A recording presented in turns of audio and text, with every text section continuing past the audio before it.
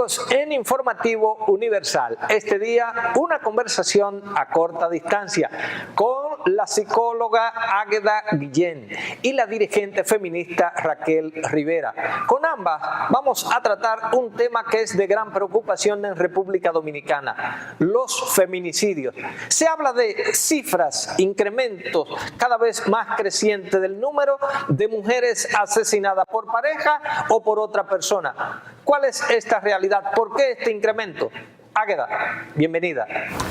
Mira, no te puedo decir un por qué, porque en el caso de violencia de género, de violencia contra la mujer, los por qué no existen. Ahora, según Michael Kaufman, que es un investigador canadiense de muchísimos años de experiencia en el área de investigación sobre violencia de género, él plantea que la violencia masculina, los actos violentos masculinos no se dan solos, o sea, no es una conducta individual. El hombre masculino violento, la masculinidad machista violenta, se da realmente en una especie de triada. El hombre machista se hace daño a sí mismo, pero también le hace daño a otras personas. Entonces, como le hace daño a otras personas, la mujer en ningún momento dentro de ese contexto de masculinidad machista no queda ausente. Si tú te das cuenta que todas las muertes de mujeres que han surgido durante todo este tiempo, durante este periodo del año que discurre, han sido provocadas por hombres. Gracias, Águeda. Vamos a hacerle la misma pregunta a Raquel. Entonces, a tu juicio, ¿por qué el incremento de estos casos de feminicidios en República Dominicana? Bien, en primer lugar, el incremento de los feminicidios, podríamos mencionar varios factores. Entre ellos, lo primero que debemos señalar es que no hay políticas públicas que permitan que la violencia se pueda trabajar la parte que tiene que ver con la prevención y la educación para justamente tratar de cambiar esos patrones. Entonces, el hecho de que no hayan políticas públicas definidas para eso, no se trabaja. El otro elemento es la parte preventiva, es que lo que tiene que ver con la persecución, o sea, se actúa, se habla el caso de la violencia intrafamiliar ya en la última etapa del proceso, cuando llegamos al feminicidio. Es decir, aquí solo se atiende o se trabaja la parte de persecución. Y esa parte de persecución es importante señalar que se trabaja con muchas deficiencias. Y se trabaja con tanta deficiencia que antes se decía, por ejemplo, que los feminicidios que sucedían era porque las mujeres no denunciaban. Entonces, eso lo manejaban los organismos del Estado, los organismos responsables. Nuestras organizaciones feministas, entonces, iniciamos una labor de concientización y de motivación para que las mujeres, cuando se sintieran amenazadas, sintieran violencia, pues se acercaran a denunciarla. Sin embargo, la realidad es que aunque ellas se acercan y lo denuncian y plantean su situación, la suerte que corren, podríamos decir que es la misma. Y hemos visto en estos últimos casos como muchas de las víctimas ya se habían acercado a buscar ayuda. Ustedes vieron el caso de Cienfuegos reciente, donde esa víctima estuvo también hasta en la casa de acogida. ¿Qué le dice eso? Que entonces en ese sistema de persecución ni hay seguimiento a los acuerdos a que se llega con la víctima y el victimario, ni mucho menos hay ningunos niveles de protección y de seguridad para la víctima. En ese sentido, los resultados que tenemos entonces es que cada vez más continúan los casos en incremento y continúan por esa falta de políticas públicas, por esa falta de recursos, tanto humanos, materiales y económicos, y sobre todo porque los que tienen que estar sensibilizados con el tema de la violencia solo hablan de ella cuando sucede el caso o en fecha muy específica y no tienen ni la voluntad ni la actitud política para enfrentar ese grave problema. ahí está el planteamiento de ustedes dos. Pero hay otra pregunta que se me ocurre alrededor de este tema. Entonces, como ustedes plantean esto, ¿hay indiferencia ante los casos de feminicidio que se producen en el país, Águeda? No, no creo que haya indiferencia. Lo que ha habido son dos condiciones desde mi perspectiva. La primera es que la sociedad normaliza la violencia contra la mujer. Los feminicidios ya se han hecho como algo trivial, algo que ocurre, un hombre mató a una mujer, se nos va la capacidad de asombro. Ahora, si una mujer mata a un hombre, tú puedes tener la seguridad que eso causa un revuelo nacional y hasta internacional. Pero cuando un hombre mata a una mujer, para la sociedad dominicana, una sociedad misógina, una sociedad totalmente machista y patriarcal, es lo normal. Eso por una parte. Y por otra parte, la ausencia de políticas públicas, de políticas sociales que transversalice la equidad de género y por ende la erradicación de la violencia contra la mujer en todas sus manifestaciones. Pero yo no creo que haya indiferencia. Inclusive, mira, tú sabes que existen grupos que no están dentro de lo que es la esfera gubernamental, están las ONGs, que no tienen recursos, no tienen nada, pero sí tienen la visión de que esto tiene que acabar, como dice la reciente propaganda o prevención de lo que es el Ministerio de la Mujer. El Ministerio de la Mujer también para noviembre tiene una caminata precisamente para protestar, para hacer de la República Dominicana la visión de que no puede continuar la violencia contra la mujer. Pero también existen, por ejemplo, la Coordinadora de Mujeres del Cibao, están la corporación, la agrupación femenina Hermanas Mirabal, entre otros grupos que se mantienen vigentes en la lucha en contra de la violencia contra la mujer. O sea que yo no creo que hay indiferencia. Lo que yo creo es que no hay políticas ahora mismo, políticas públicas y sociales que importantice la equidad y la igualdad de género para evitar de que la muerte de la mujer siga siendo algo trivial, algo que no importa y sobre todo algo común en la sociedad dominicana. Pero por otra parte te puedo decir también de que todavía están los mitos y los estereotipos de género que permiten la violencia contra la mujer y permiten de muchísimas estructuras sociales, incluyendo la gubernamental, de que se dé la situación de violencia. Susi Pola escribió un artículo en el 2008 y ella planteaba en ese artículo que fue publicado en Quehaceres que desde las mismas esferas del poder se daba la situación de violencia contra la mujer, porque existían inclusive funcionarios que, si bien es cierto, no tenían quizás ningún acto de corrupción dentro de la administración pública, pero eran machistas, eran funcionarios que golpeaban a sus mujeres, es decir, eran funcionarios violentos dentro del ámbito de la violencia machista y también eran feminicidas. O sea, que está dentro de un contexto de la sociedad dominicana arropada por los cuatro costados en el ámbito de lo que es la violencia contra la mujer. Y tú recuerdas cuando Franklin Almeida era jefe de Interior y Policía, que era tanta la violencia y homicidios que todos eran provocados con hombres, que se creó una campaña que se llamó por una convivencia de paz. En esa época, una campaña que a raíz de que él entregó el cargo no se continuó, porque aquí todo lo que comienza como que cuando se cambia un gobierno, o sea, una posición que sostiene un presidente o un estado o quien gobierna, por buena que sea, como que se corta, como que no continúa. Exactamente. Raquel, ¿qué tú crees de esto? ¿Es que hay indiferencia? Vamos a decir que si hay un sector o una gran parte de la sociedad que cae en la indiferencia. Y cae en la indiferencia porque, por ejemplo, sabemos que la violencia tiene diferente tipo de violencia y tiene diferentes fases.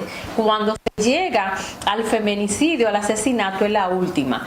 ¿Qué pasa? Que muchas veces vemos, por ejemplo, la familia que sabe lo que está pasando, o sea, hubo una explosión, hubo una agresión verbal, y a veces se hacen de la vista gorda. Los vecinos y vecinas a veces saben lo que está sucediendo y también se muestran indiferentes.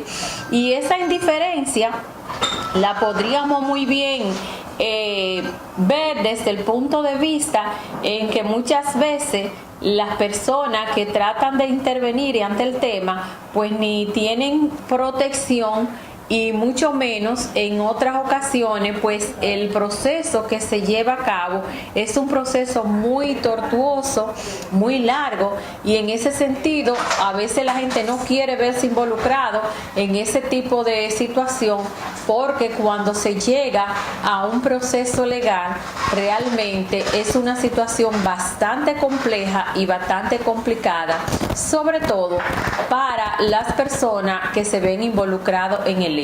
Y hemos tenido experiencia de feminicidio donde después que sucede el hecho, entonces la gente dice, sí, ellos vivían discutiendo, ellos vivían en un pleito constante, eso era cada momento, y se dejaban y volvían y se juntaban, pero ya el hecho está consumado. De manera que pienso que sí, que ha habido indiferencia de la familia, de los vecinos y vecinas, de la comunidad, pero sobre todo una gran indiferencia de los organismos responsables de ponerle fin a este problema, sobre todo lo que tiene que ver con el sistema de justicia, el Ministerio Público. A veces nos topamos con casos que cada una de las diligencias que hay que hacer después de haber ocurrido el feminicidio, o lo tienen que hacer la víctima, los familiares y parientes de la víctima, o a su defecto las organizaciones que estamos haciendo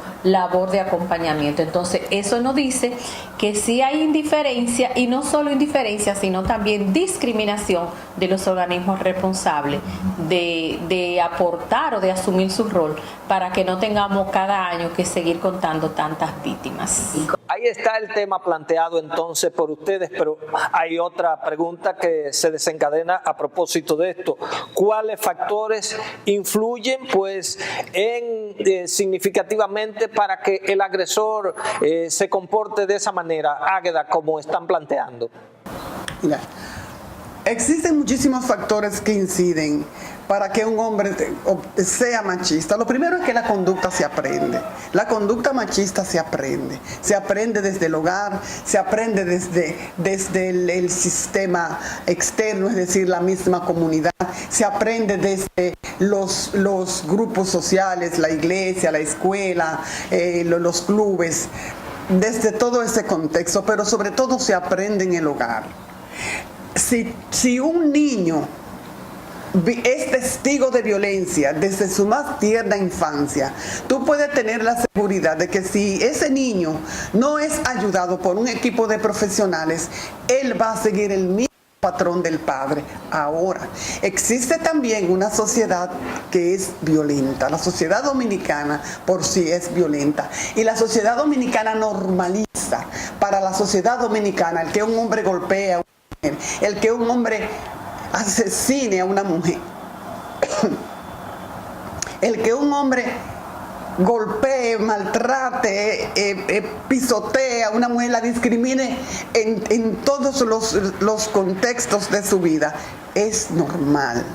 Porque, como ya te había dicho antes, por los estereotipos de género y por la concepción, la percepción que el hombre tiene, que ha sido creado dentro de una sociedad machista, una cultura machista de que es superior a la mujer. Es como si este hombre se convirtiera en una especie de imagen corporativa.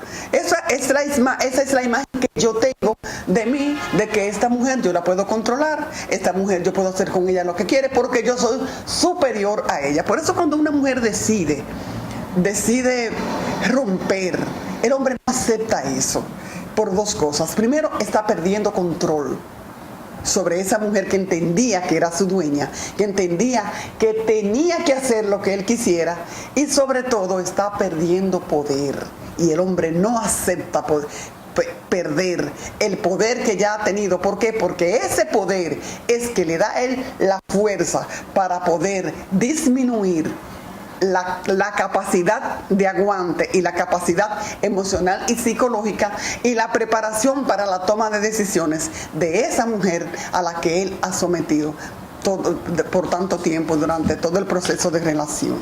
Raquel, a tu juicio, ¿por qué el agresor se comporta de esta manera? ¿Por qué el agresor es así? Bueno, con la persona agresora, que casi siempre es el varón, es el macho, yo pienso que uno de los factores que influye es la parte que tiene que ver con la parte cultural, o sea, la forma de cómo la sociedad va asignando los roles dependiendo de si es hembra o de si es varón. Por ejemplo, tú ves que si es varón dicen, bueno, el hombre decide, la mujer obedece.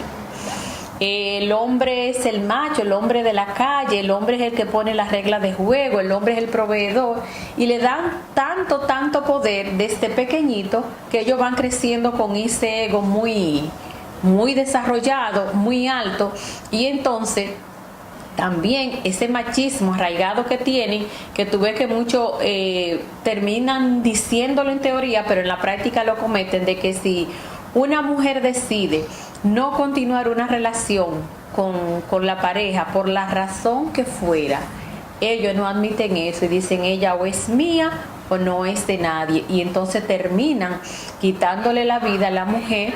Eso habla también del nivel de autoestima que puede tener el agresor, que a veces se creen que hablar duro y tomar decisiones o hacer ese tipo de hechos es que le da una autoestima alta, y en realidad tienen una autoestima tan baja como el que más, pero ese ego con el que han crecido y en el cual contribuimos toda la familia cuando vamos asignando unos roles a los varones y otros a las hembras. Entonces pienso que son los elementos que influyen, además del poder que los hombres se sienten que tienen, independientemente de que sean hombres de bajos recursos, se sienten con ese poder frente al género femenino. Bueno, ahí está la opinión de ustedes alrededor de esto, pero nos queda una inquietud, y es, ¿qué se puede hacer para enfrentar esta realidad, esta situación, para detener esto que nosotros vemos como un drama humano? Águeda. Mira, esa es una pregunta muy compleja, porque fíjate que no se trata ahora de mujer, hombre, hombre, mujer, se trata de dos muertes, de dos familias que quedan destruidas para toda la vida por una conducta que se ha aprendido, pero que yo entiendo que se puede también desaprender, porque el hombre tiene tres condiciones: de aprender, reaprender y desaprender. ¿Qué se puede hacer? Lo primero es articular que todas las instituciones del Estado dominicano y que todas las instituciones de la sociedad civil puedan articularse para que de esta manera todas juntas puedan buscar la forma, no de erradicarla tal vez totalmente, la violencia machista, pero sí disminuirla. Y la mejor manera para disminuir la conducta violenta es la educación. Yo creo mucho en la educación, pero sobre todo la educación en género, la educación por una cultura de paz, que tú sabes que surgió en el 1999 por la ONU, a raíz de todas las situaciones de violencia social y de violencia contra la mujer que se suscitaban en las sociedades del mundo. Entonces, yo creo, como te dije, creo mucho en la educación, pero también creo en la prevención. Por ejemplo, mira, ahora se está dando en el Ministerio de Educación lo que es la revolución educativa y lo que es la transformación dentro de lo que es el currículo. Ahora todo es por competencia, por los famosos PPA, que son la participación de la participación de aula. que contribuyen a que los estudiantes identifiquen cuál es la problemática que existe dentro del sector educativo para poderla trabajar con su profesor guía. Hubo ahora mismo una campaña muy buena que directamente desde el Ministerio de la Mujer, que se llama Esto tiene que cambiar, pero este cambio tiene que ser permanente. Esto nada más no puede, quedarse solamente en una campaña. Esto tiene que hacerse una realidad. Y hasta que no se haga una realidad, el cambio se va a quedar exactamente solamente en una campaña. Ahora, esta campaña tiene que ser permanente. Esto no se puede quedar solamente en noviembre. Tú verás los movimientos en noviembre. ¿Y después de noviembre qué? Pero las mujeres no se asesinan solamente en noviembre, es durante todo el año que caen las mujeres, y sobre todo mujeres muy jóvenes, si tú te das cuenta, mujeres muy jóvenes, y hombres también muy jóvenes que se suicidan y que asesinan a sus esposas. Entonces hay una contaminación dentro de la sociedad dominicana por la secuela psicológica y emocional que está dejando este flagelo, que está dejando este virus que es la violencia contra la mujer. Y yo pienso, ahora que tú realizas esa pregunta, ¿qué hay que hacer? Aparte de la unidad, aparte de la educación, que es urgente desde el nivel inicial. Tú ves un libro de un niño de nivel inicial. Ha habido algunos cambios porque yo fui maestra por 7 años de nivel inicial y yo pude ver los cambios tras otro. Hubo un cambio dentro de la perspectiva de género en los libros de texto para niños de preescolar en la vicepresidencia cuando era ministra de Educación, Milagro Ortiz Bosch. No sé ahora, no te puedo decir ahora, porque no estoy trabajando con esa población, pero sí te puedo decir que los libros que he visto, inclusive antes de venir a asistir a esta entrevista, todavía se ve ese papel tradicional de que la mujer en la casa y los hombres pues están en la oficina, son los ejecutivos, mientras las mujeres son las de quehaceres, las que tienen que cargar los niños, las que son las tiernas, las que tienen que ir a buscar a los niños a la escuela. O sea, una tarea meramente doméstica, porque eso es por el rol de género lo que a la mujer le corresponde. Entonces, son muchas cosas que hay que trabajar, son muchas cosas que hay que discutir, son muchas cosas que hay que realizar, son muchas uniones, muchos enlaces, muchas redes que tenemos que comenzar a construir. Pero yo creo que esta entrevista a mí me da mucha esperanza, porque un medio de comunicación que se encargue de hablar de violencia ya para mí constituye una esperanza. Raquel, en este sentido, ¿hay respuesta? ¿Qué se puede hacer para enfrentar esto que nosotros denominamos como un drama humano? Bueno, pienso que una de las cosas o de los elementos a tomar en cuenta es tratar de hacer un esfuerzo para cambiar esos patrones culturales que tenemos, comenzar a educar a los niños y a las niñas con una educación como igual para todos, o sea, no importa que sea hembra o que sea varón, con esa igualdad dentro de los roles y las tareas que tienen que hacer, pero sobre todo un elemento muy importante y que cada vez que tenemos la oportunidad lo decimos. Si bien es cierto que la familia desempeña un rol importante en la formación, la crianza de los hijos y las hijas, y que entonces desde ahí debemos de comenzar a promover esa educación igual en valores para hembras y varones, no menos cierto es que la sociedad también tiene una cuota de responsabilidad frente al grave problema que tenemos. Y entonces creo que es importante que las instituciones públicas del Estado que son responsables de coordinarse, es lo primero, o sea, que se coordinen entre sí, y me refiero específicamente al sector salud, al sector educación, al Ministerio Público, a que definan un plan coordinado donde todos ellos puedan participar de manera coordinada.